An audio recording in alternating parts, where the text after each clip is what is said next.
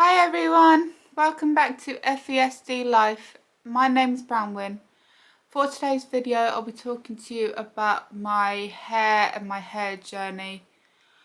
And yes, so if you enjoy this video, hit the thumbs up and please subscribe to my channel.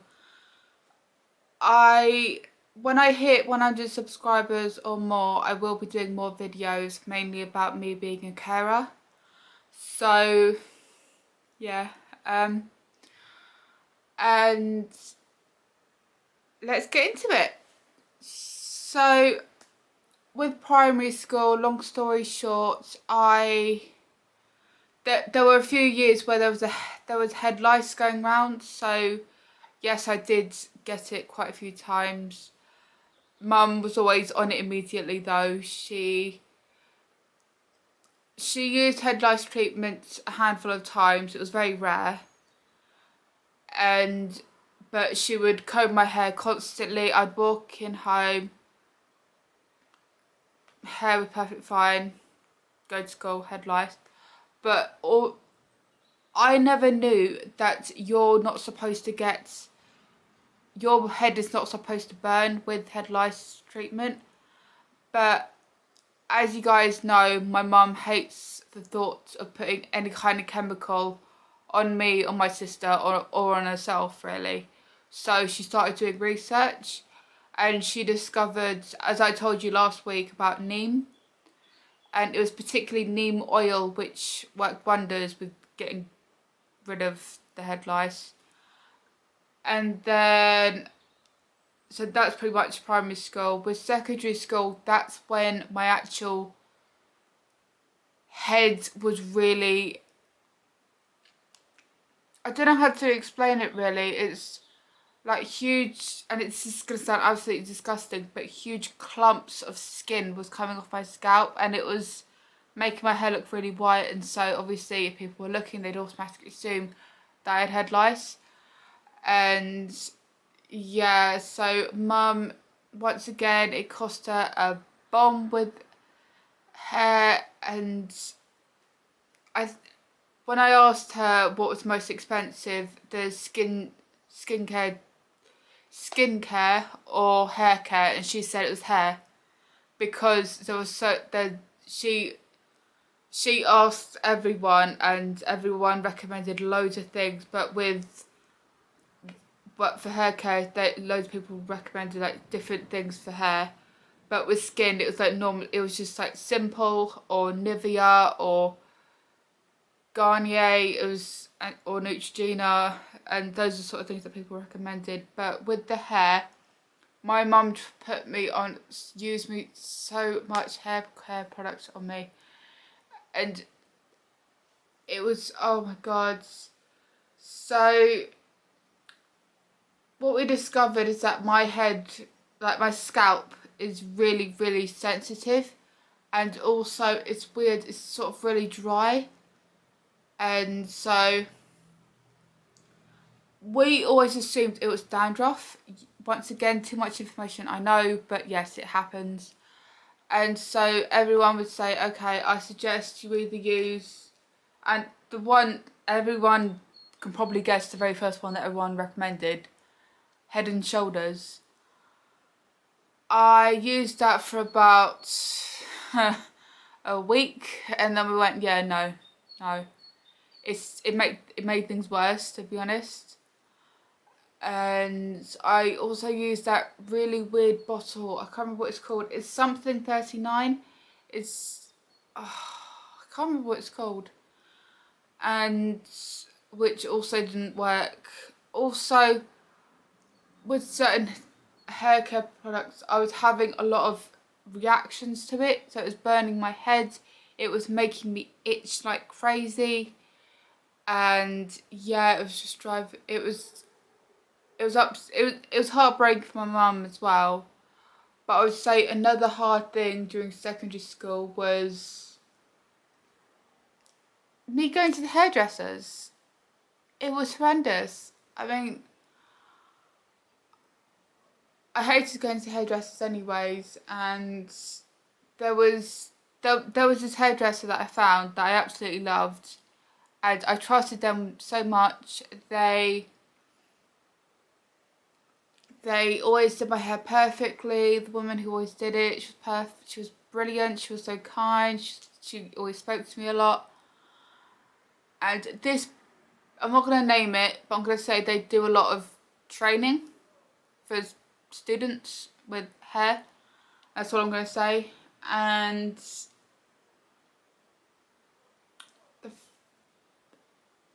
I was probably going there for about 6 months. But this one time I went in there, and honestly I thought my head was absolutely fine. And she was doing that thing where they separate your hair at the back, and she was looking through it, and then she suddenly stopped, put her hand, she had washed my hair at this point, by the way. She stopped and put her hands on my shoulders, and she said, "You've got head lice." I was stunned. I didn't know what to say. I was like, "Are you being serious?" She was like, "Yeah, you've got loads of eggs." I was like, "Oh, okay." And so with hairdressers, they're not supposed to blow dry your hair with, if you do have head lice or eggs or anything. So they're supposed to just plait it and put a plastic elastic band on it. Which she did with me. I made an appointment to see her again. I think it was probably 2 weeks later, and I said to her, I'll start doing the treatment now, so it'll be completely done. And I cannot explain to you, those next 2 weeks, my mum, she combed my hair. She did the combing, she did the treatment, she did the thing where you're supposed to put something. She put neem oil in my hair overnight and put like cling film around my head, and because that does literally kill them, and then wash your hair and then comb it, and it's pretty much gone. And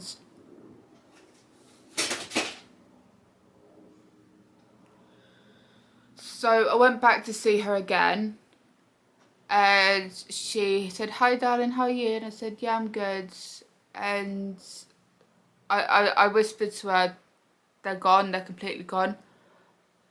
Oh, by the way, my mum was combing my hair for 4 hours at this point. Before I even left the house for that appointment, I made sure I woke up early and made sure I sat in front of my mum so that she could keep combing and combing and combing and combing, even though there was nothing there. I went to see her again, and this was the very last time that I was going to see her. I went there again. She washed my hair, she divided it in half at the back. "You still got head lice?" I was horrified. I was like, "No, I don't. We've been doing it properly. Like, it shouldn't be there." And she was like, "Well, do you want me to get my manager for you?" And I was like, "Yeah, absolutely." And obviously, as a manager, I think she's like level 5 or 6 or something with hairdressing, so she knows what she's doing. And so she came over, she checked, she really looked for my hair, and she said, "Yeah, you got head lice." And I was like, "But I can't. I've been doing my hair properly." And I explained what I was doing, and like, "Well, you still got them." I was like, "How is that possible?" And so she said, "What I suggest is that you go home, get rid of them, and then come back and see us. Don't bother making an appointment." I said, "Yeah, okay." I should say to you guys,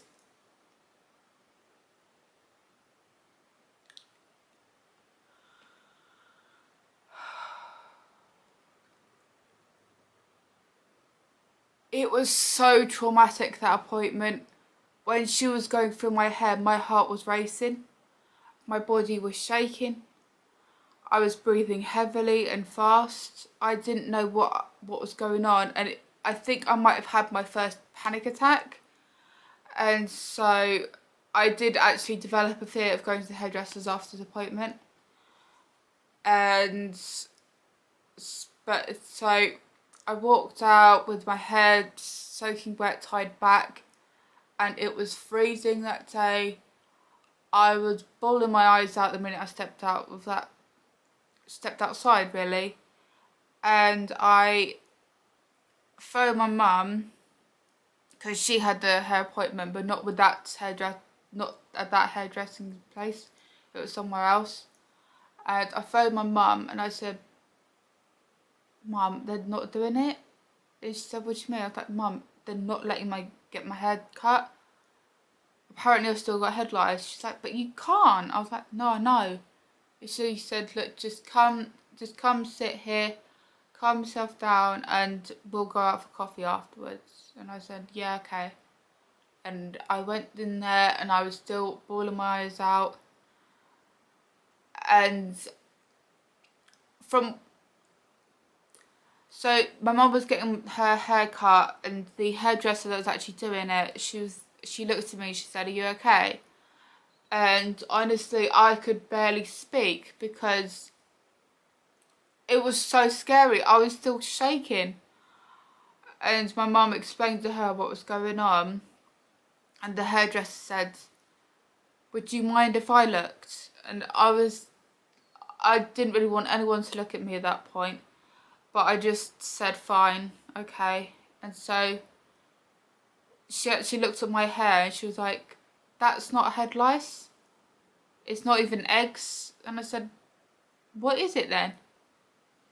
And she was like, "Well, I can't really explain it. It's not dandruff because dandruff is small flakes, and they disintegrate in your hands. But what you have, it looks like it's proper big clumps of dry skin, and it's hard."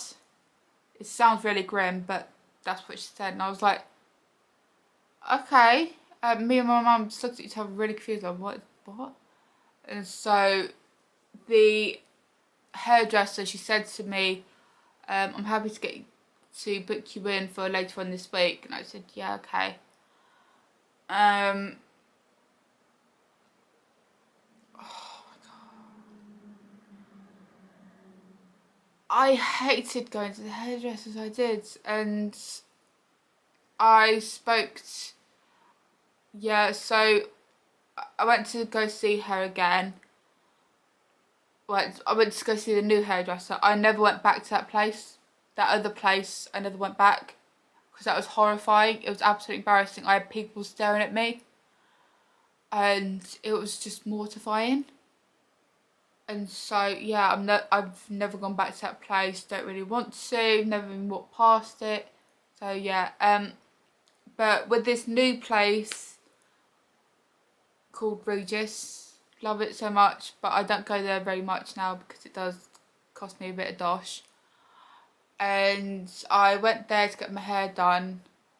The hairdresser, she washed my hair and she started looking through my hair, and my heart was racing. I could feel myself starting to sweat a little bit, and I think I've still to this day my heart still does race a lot when I go to the hairdresser. I still do panic a little bit in case someone does find something that's not dry clumps of skin, you know? And so, but yeah, she cut my hair, she used loads of shampoo and stuff, and yeah, it was wonderful, you know, it was brilliant. It was completely different to that other place. And yeah, so Regis became my regular hairdresser, and they did me a cup of tea and they talked to me, put me at ease, magazines and stuff like that. But yeah, so with the actual shampoo and conditioner, like my mum used, but as I said earlier, she was recommended certain ones, but I also use loads of other ones like olive oil shampoo, argan oil shampoo, Moroccan oil shampoo. I oh, just the more natural ones, if you know what I mean. Just, yeah, and so, but still nothing would help with the dry skin. I spoke to my doctor about it a few years ago, and she gave me this bottle of shampoo that absolutely worked wonders, but it absolutely stinks. I probably should go back and get some more because it does work incredibly. I incredibly, yeah. And so I I started using.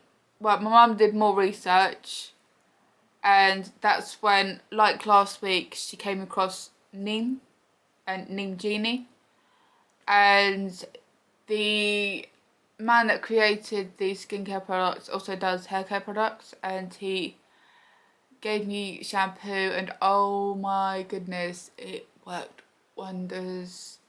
It was soothing, it was gentle, my head didn't itch as much, you know. That was the issue with the clumps of skin, is that it would just build up so much that it would just cause me to start itching, and it sounds really grim. So I, yeah, I started using the Neem Genie, and then he passed away, and then that's when things went downhill again, and I started looking for anything that would work, literally anything. I tried herbal essences, I used olive oil shampoo again, I used argan oil shampoo again, I used so much. I tried so much. If you could, I even tried Head and Shoulders again, but Head and Shoulders was always the worst one, even though everyone recommended it for me. Yeah, so,